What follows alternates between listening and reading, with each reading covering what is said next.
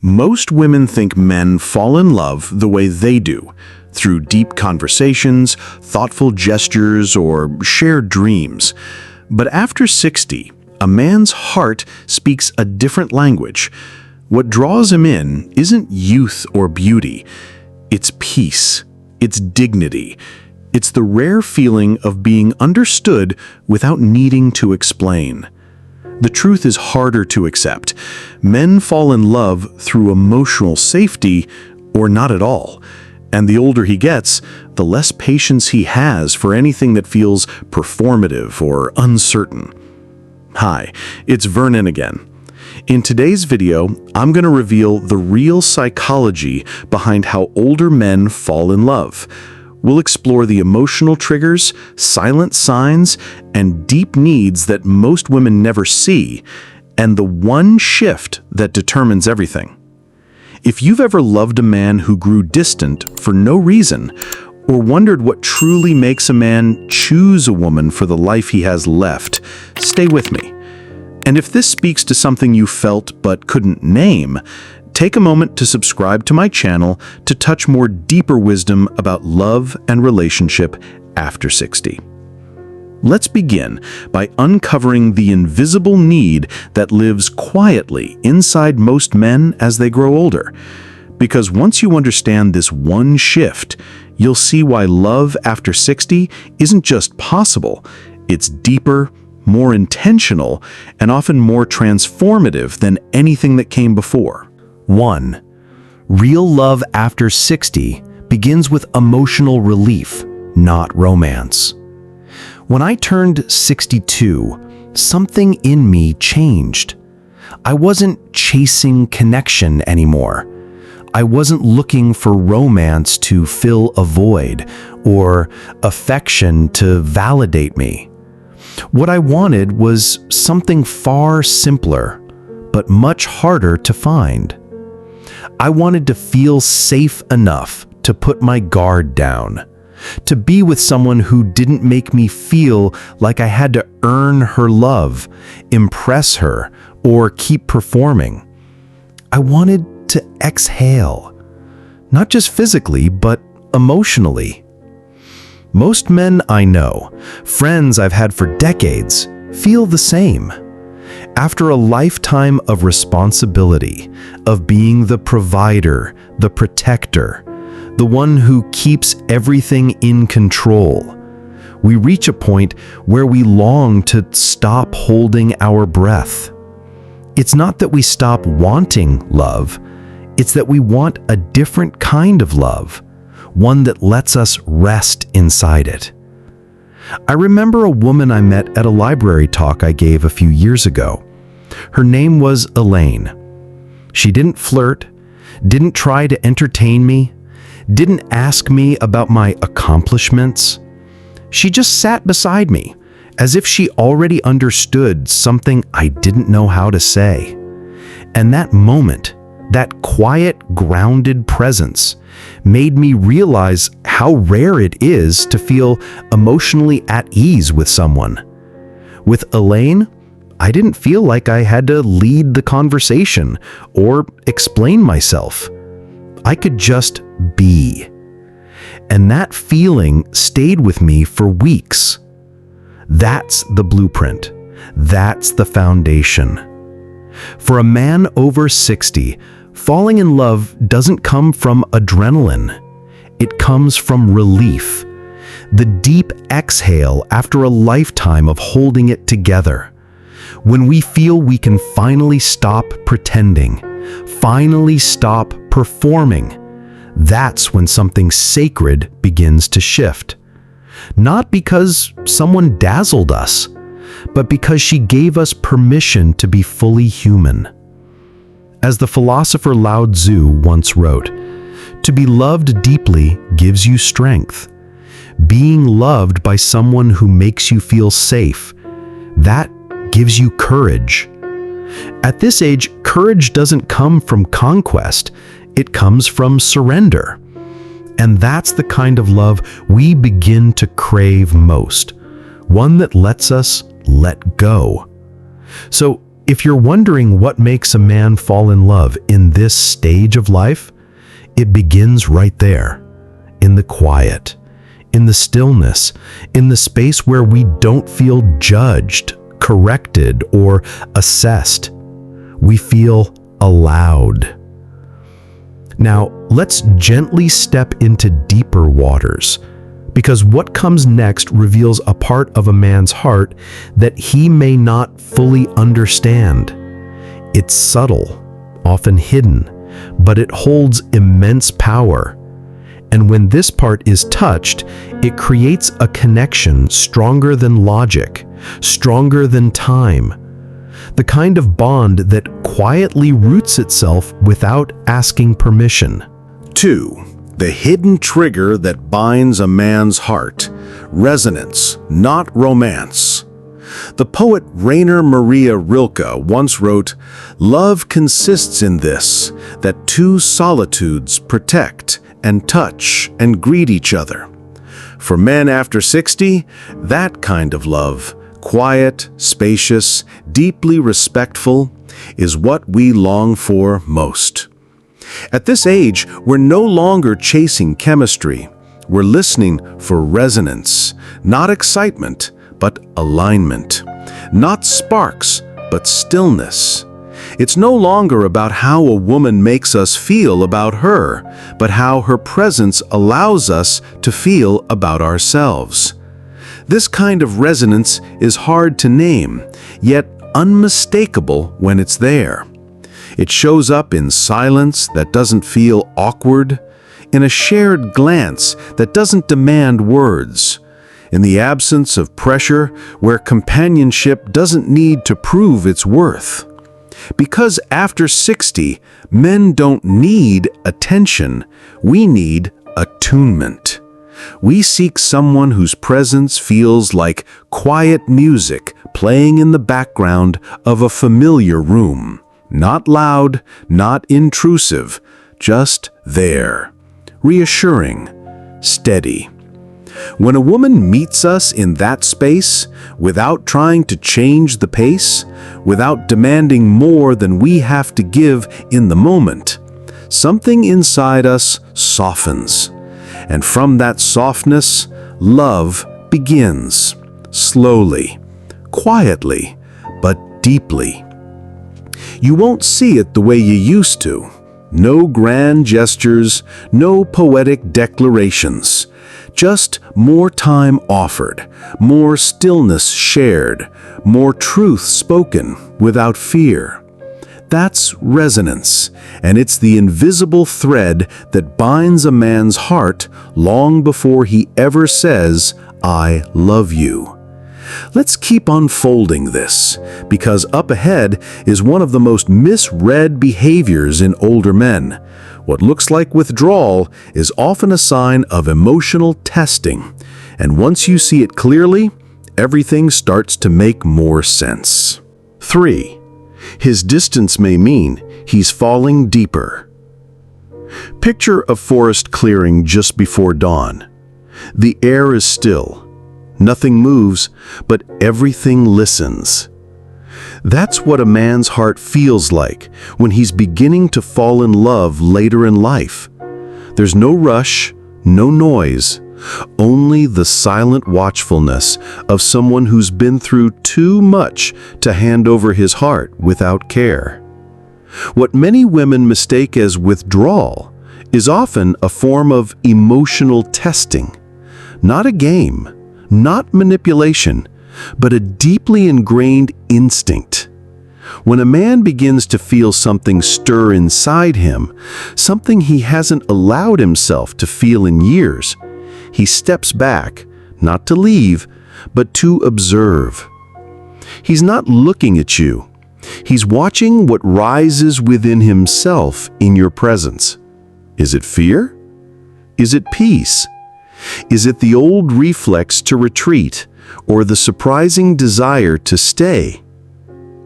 Take a moment now and save this video, because understanding this part may change the way you see not only men, but every relationship you've had before. These emotional pauses are like quiet calibrations. He's sensing the emotional climate. He's remembering past hurt. He's wondering not whether you are right, but whether he is ready. And it's not something he'll always speak about. This is why emotional attunement matters. If you respond to his pause with pressure, he retreats further. But if you meet that pause with presence, if you hold the space without rushing to fill it, he leans in, slowly, subtly, but with depth. In this space, love becomes a conscious return, not to someone, but to a truth we've waited years to find. It's no longer driven by urgency or illusion, but by stillness. A commitment not born of longing, but of recognition. And that recognition is what older men crave most. Not the thrill of starting again, but the quiet certainty that this time it begins with full awareness and no need to run. There's something deeper still, a current running beneath the stillness, subtle but unmistakable. It's the quiet knowing that tells a man not just that he's welcome, but that he belongs. Not out of obligation, not out of habit, but from a place of truth. And when he feels that, he no longer drifts, he stays. 4. When a man feels truly wanted, love finally has a place to land. Years ago, my father said something to me that I didn't understand at the time, but I've never forgotten it. He was sitting in his armchair, hands folded, eyes fixed on nothing in particular. Then, almost like he was thinking out loud, he said, "You know, son, I spent most of my life trying to be useful, to be needed. But these days, I don't want to be needed. I want to be wanted, just for being me." That confession stayed with me. It was the first time I saw the difference between attachment and belonging. Needing someone means there's a role to fulfill, a task to complete. But wanting someone, especially when they bring nothing but their presence, that's where love lives. Older men carry the weight of having always been the answer for someone else, the provider, the fixer, the rock. And yet, when the world stops needing those things from them, they are left with a quieter question. Who am I when I offer nothing but myself? To feel wanted, truly, gently, without condition, is the most healing experience a man can have in the final chapters of life. Not needed for what he can do, not tolerated for who he used to be, but welcomed for who he is now. No armor, no title, no role. This is where belonging begins. It's not found in grand declarations or promises of forever. It's found in the quiet moments when a man realizes he doesn't have to earn his place beside you. He simply has it. And when that happens, when that truth settles inside him, something profound shifts. He doesn't just stay, he roots. Because love at this stage isn't about finding someone to build with. It's about finding someone to be with, fully, honestly, and without performance. So if you've ever wondered what makes a man finally choose not just stay, but settle into love with both feet on the ground, remember my father's words. I want to be wanted just for being me. Because that desire isn't just a passing wish. It's the final frontier of intimacy for men who've spent their lives being useful, reliable, and needed. When usefulness fades and silence grows louder. Only the feeling of being wanted for one's presence alone can nourish the soul. To be wanted not as a role, not as a provider, not as a protector, but simply as a human being with a tired heart and a quiet soul. That is the deepest root of love for a man who has lived long enough to understand what love isn't. In that recognition, something sacred unfolds, a kind of peace, a kind of truth, and perhaps for the first time, a kind of home. Now, let's keep going, because there's one more door to open, the kind of strength that doesn't shout, doesn't strive, but holds everything together from the inside out. 5. The strength that opens his heart. Vulnerability without shame. There is a kind of strength most men spend their lives hiding, not because they don't have it, but because they were never taught it was safe to show. It's not the strength of doing, fixing, or proving. It's the quiet strength of being open, without fear of being less. For men after 60, vulnerability isn't a weakness, it's a frontier. A new space they arrive at only after everything else has been tried. After the striving, the building, the proving, what remains is truth. And truth, by its nature, is tender. To open his heart, a man must first believe that what he reveals will not be used against him, that his softness will not be seen as failure, and his uncertainty will not be mistaken for incompetence. Only then can he let down the walls built over decades of being strong for others. And here's what most people miss. When a man finally lets himself be known, it's not just a gift, it's an invitation. He's saying, "Here I am," without the mask. If you meet that moment with judgment, he'll close again. But if you meet it with presence and respect, he will remember it for the rest of his life. Because in the end, the strongest men are not the ones who bear it all in silence. They are the ones who've discovered they no longer need to. They've unlearned the old lie that strength means concealment. And in its place, they've embraced a truth that only time can teach. That love, in its purest form, does not arrive for the flawless, it arrives for the real. Not the polished version, not the capable version, but the version of a man who lets himself be seen in the small, unfinished places. That's where love lives, and that's where it stays. If you've witnessed this kind of strength, or maybe even lived it, I'd love to hear your story. Share it in the comments below. Your experience may give voice to what another heart is still learning to name. Let's stay with that thought for just a moment, because it leads us towards one more truth that often goes unspoken. The quiet yearning for emotional freedom. The kind that allows a man not only to open his heart, but to rebuild trust in what love can still become. 6. The last leap. Rebuilding trust in love itself. By the time a man reaches his later years, love is no longer a blank page. It's a palimpsest, layered, etched with memory, touched by both tenderness and disappointment. Trust by then is not given freely. It must rise again from places where it once fell. And yet, something beautiful happens when love returns in this season of life. Not to erase the past, but to redeem it.